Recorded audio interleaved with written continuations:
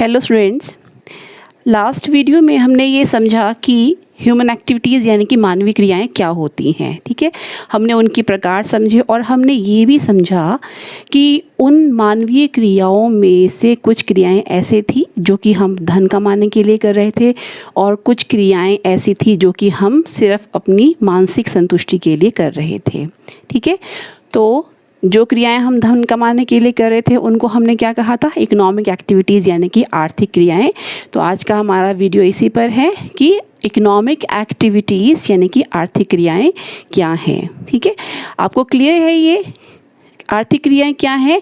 So economic activities are those activities whose objective is to earn money, यानी कि जिनका उद्देश्य धन कमाना होता है। यानी कि एक ह्यूमन जितनी भी एक्टिविटीज़ करता है, अगर उन एक्टिविटीज़ को करने से उसे कुछ पैसा मिलता है, धन मिलता है, तो उसे हम इकोनॉमिक एक्टिविटी यानी कि आर्थिक क्रियाएं कहते हैं। ठीक है, और ये आर्थिक क्रियाएं 3 प्रकार की होती हैं। नंबर 1 इज़ योर बिजनेस यानी कि व्यवसाय। ठीक है, हमारा सब्जेक्ट भी बिज़नेस स्टडीज़ है, तो अब हमारे पास आपका जो सवाल था कि बिज़नेस क्या है उसे हम अब इंट्रोड्यूस कर रहे हैं। ठीक है, आपके सामने कि बिज़नेस क्या है। बिज़नेस यानी कि व्यवसाय। ठीक है, अब व्यवसाय हम किसे कहेंगे? यहाँ पर मैंने 3 कंडीशंस दी हैं कि अगर कोई एक्टिविटी के 3 कंडीशंस फुलफिल कराए इट मीन्स कि वो एक व्यवसाय है। तो वो कंडीशन क्या है? Number 1, conducted on regular basis, यानी कि जो व्यवसाय है ये किया जाता है ऑन रेगुलर बेसिस। ये बहुत इंपॉर्टेंट है। रेगुलर मतलब कि लगातार। ठीक है, अब एक दुकानदार है, वो अपने ये ऐसा तो नहीं करता है कि वो सामान लेके आया, एक दिन बेचा उसने सामान और उसके बाद महीना भर छुट्टी। नहीं, वो अपना सामान लाता है, दुकान में रखता है, उसे बेचता है। जैसे ही सामान ख़त्म होने वाला होता है फिर दोबारा से वो सामान को लेके आता है, फिर उसे बेचता है। ठीक है, तो वो जो सामान खरीदना और बेचने वाला काम कर रहा है वो एक रेगुलर बेस पे किया जा रहा है। ठीक है, या अगर कोई प्रोडक्शन कर रहा है चीज़ों की तो वो भी रेगुलर बेस पे प्रोड्यूस कर रहा है। अब नेक्स्ट इसका क्या ऑब्जेक्टिव है, इसका जो फीचर है वो है टू अर्न प्रॉफिट, यानी कि आप जो भी एक्टिविटी करेंगे अगर उसमें आपका मेन ऑब्जेक्टिव क्या है, अर्न प्रॉफिट, लाभ कमाना।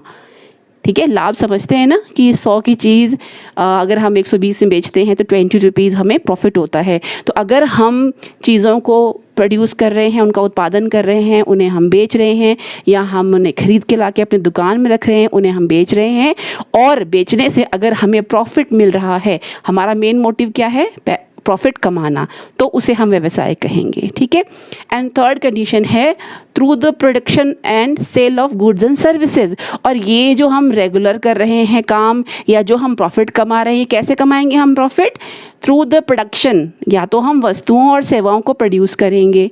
ठीक है, वस्तुओं और सेवाओं का प्रोडक्शन मैंने आपको बताया था कि फैक्ट्रीज़ में जो हैं वो गुड्स प्रोड्यूस किए जाते हैं, और ठीक है किसान भी खेतों में जो है वो अनाज प्रोड्यूस करता है, एंड सेल, और उनके सेल से। ठीक है, तो वस्तुओं और सेवाओं के प्रोडक्शन और सेल से। यहाँ पे सर्विसेज क्या है? सर्विसेज, देखो गुड्स तो आपको समझ में आ रहा है कि वस्तुओं को हम बोल रहे हैं। ठीक है, जो चीज़ें हम यूज़ कर रहे हैं। What is services? सर्विसेज यानी कि सेवाएँ।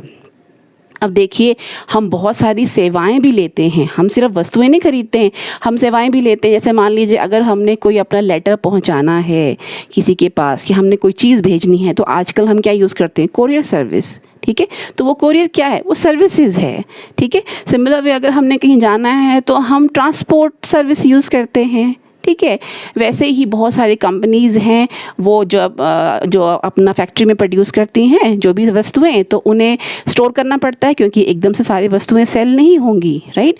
तो उन्हें किसकी ज़रूरत पड़ती है? स्टोर हाउस की ज़रूरत पड़ती है, गोडाउंस की ज़रूरत पड़ती है, जिन्हें हम वेयर हाउस या भंडार गृह भी कहते हैं। तो बहुत सारी कंपनीज़ वो सर्विसेज भी देती हैं। ठीक है, तो यानी कि through the production and sale of goods and services, वस्तुओं और सेवाओं के उत्पादन और विक्रय। ठीक है, ये इसमें होना ज़रूरी है। अगर हम ऐसा करके प्रॉफिट कमाते हैं, और ये क्रिया हम कैसे कर रहे हैं? रेगुलर बेसिस पे, हम लगातार कर रहे हैं, कंटिन्यूसली कर रहे हैं, रोज़ कर रहे हैं, तो उसे हम क्या बोलेंगे? व्यवसाय हम कहेंगे। ठीक है, एग्जाम्पल दिया है, क्लोथ शॉप, कपड़े की दुकान वाला है, कोई भी शॉप हो सकती है, इलेक्ट्रॉनिक शॉप हो सकती है, आपकी डेली नीड की शॉप हो सकती है, ठीक है, आपकी सब्जी वाले की दुकान हो सकती है, आपकी इलेक्ट्रॉनिक्स की शॉप हो सकती है, आपकी ऑटोमोबाइल्स की का शोरूम हो सकता है, कुछ भी हो सकता है, एनी शॉप, ठीक है।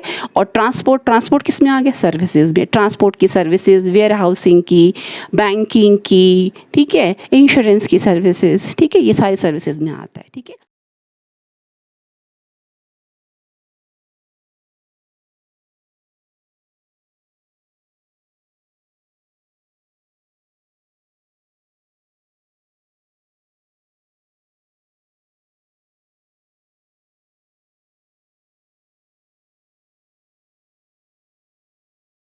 तो बिज़नेस क्लियर हो गया कि बिज़नेस क्या है, जो कि रेगुलर बेसिस पे किया जाता है, प्रॉफिट कमाने के लिए किया जाता है। और प्रॉफिट कैसे कमाएंगे हम?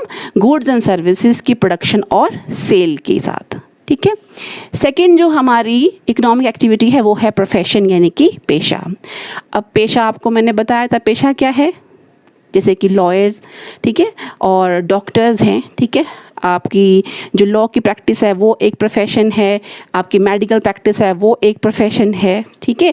आप अगर एज अ चार्टर्ड अकाउंटेंट आप काम करते हैं, चार्टर्ड अकाउंट से आप पढ़ते हैं, ठीक है, आप चार्टर्ड अकाउंटेंट लगते हैं, वो एक पेशा है, ठीक है। तो पेशा हम किसे कहेंगे? ये भी प्रॉफिट कमाने के लिए तो नहीं है, ये पैसा कमाने के लिए, टू अर्न द मनी, ठीक है। तो उसके लिए कौन कौन से फीचर्स है? नंबर 1 है conducted by a person having some special knowledge and skill।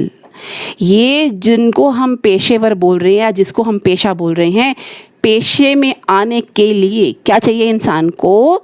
ऐसा पर्सन उस पेशे को कर सकता है जिसके पास खास ज्ञान हो, स्पेशल स्किल हो, नॉलेज हो, ठीक है। जैसे कि एक लॉयर है, ठीक है ना, वो क्या पढ़ता है?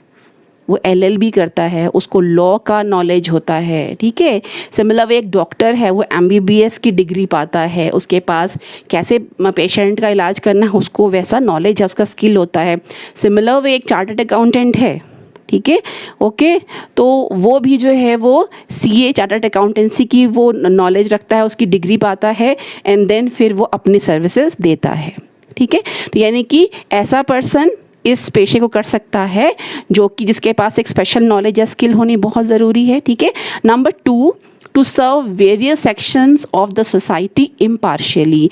और ये जो पेशेवर लोग होते हैं, ये जो प्रोफेशनल्स होते हैं, ये अपनी सेवाएं, अपनी सर्विसेज देते हैं वेरियस सेक्शंस, अलग अलग स्तरों पे, अलग अलग सेक्शंस को, किसके? सोसाइटी के। जो सोसाइटी के अलग अलग लोग हैं, ठीक है, उन सबको ये अपनी सेवाएं देते हैं। और सेवाएं कैसे देते हैं? इम्पार्शियली, बिना किसी भेदभाव के वो अपनी ये सेवाएं देते हैं। तो एग्जांपल मैंने नीचे दिया है, आपके लॉयर्स हैं, डॉक्टर्स हैं, चार्टर्ड अकाउंटेंट्स हैं, ऐसे और भी आपके पेशे के एग्जाम्पल हो सकते हैं।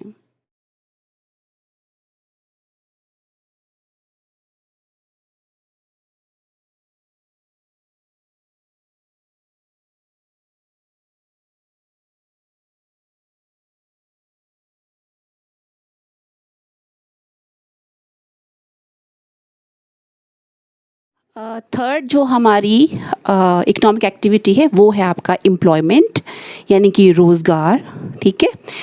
अब रोज़गार की क्या कंडीशंस हैं, क्या इसके मेन फीचर्स हैं? नंबर 1 है under which people work for others. तो एम्प्लॉयमेंट हम किसे बोलेंगे? एम्प्लॉयमेंट हम उस ह्यूमन एक्टिविटी को बोलेंगे, उस इकोनॉमिक एक्टिविटी को बोलेंगे जिसमें कि पीपल वर्क फॉर अदर्स, यानी कि जिसमें लोग दूसरों के लिए काम करते हैं, ठीक है, किसी दूसरे के अंडर रह के वो काम करते हैं, ठीक है। अगर हम इसको कंपेयर करें बिज़नेस या फिर प्रोफेशन से, तो बिज़नेस में क्या होता है? बिज़नेस व्यक्ति शुरू करता है, अपने लिए काम करता है, ठीक है।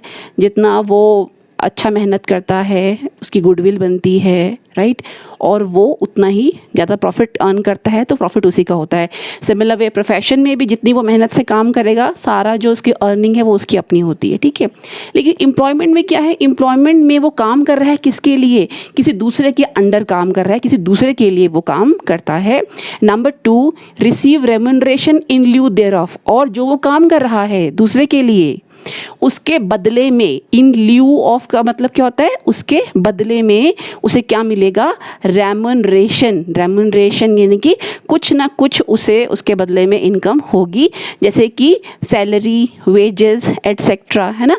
हम भी जैसे गवर्नमेंट के अंदर हम काम कर रहे हैं, हम एजुकेशन डिपार्टमेंट के लिए हम काम कर रहे हैं, हमें सैलरी दी जाती है, राइट। फैक्ट्रीज़ में अगर कोई वर्कर्स काम कर रहे हैं उन्हें वेजेस दी जाती हैं, ठीक है। अगर कोई एम्प्लॉइज़ काम कर रहे हैं उन्हें सैलरीज दी जाती है। कोई अगर किसी के अंडर एज एजेंट काम कर रहा है तो उसे कमीशन या बोनस दिया जाएगा उसके बदले में, ठीक है।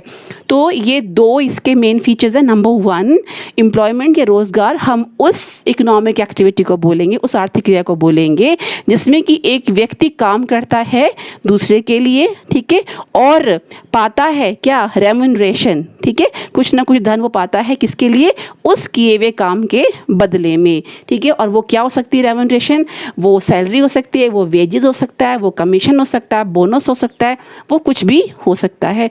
और इसका एग्जाम्पल क्या है रोज़गार का, वर्किंग इन फैक्ट्रीज़ में जो कर्मचारी, वर्कर, लेबर, है ना, काम करते हैं, या फिर गवर्नमेंट ऑफिसेज़ में, गवर्नमेंट ऑफिसेज़ हो, सेमी गवर्नमेंट हो, फुली गवर्नमेंट हो, ठीक है, किसी भी ऑफिसेज़ में जो कर्मचारी काम करते हैं तो उनके किए गए एक्टिविटी को हम क्या बोलेंगे, रोज़गार हम कहेंगे।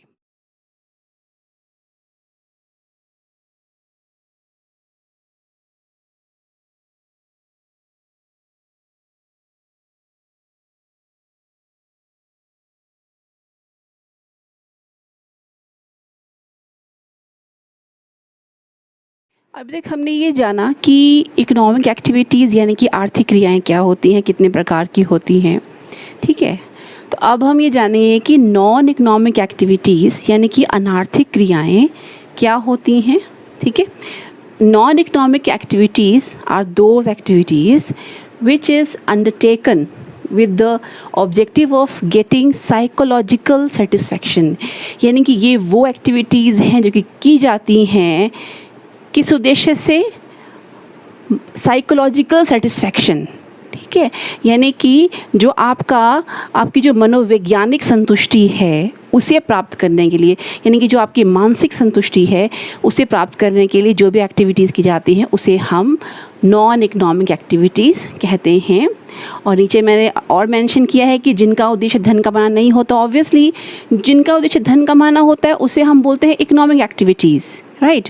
लेकिन जिनका उद्देश्य धन कमाना नहीं होता है उसे हम कहते हैं नॉन इकोनॉमिक एक्टिविटीज़ यानी कि अनार्थिक क्रियाएं, ठीक है।